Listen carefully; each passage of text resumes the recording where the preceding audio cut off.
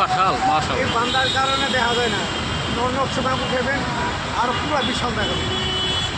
আর কাটা মাশাআল্লাহ দিলে কত কাঁঠাল। হ্যাঁ, ওর তিনটাও আছে, ওই সাইডটাও আছে। এখন আগে উঠতে পারলে ওই সাইডটাও অনেক কাঁঠাল বেড়ে গেছে।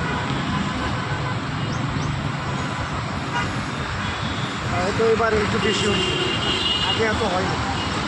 আগে 30-40টা হইতে গাছে ডালাও আছে।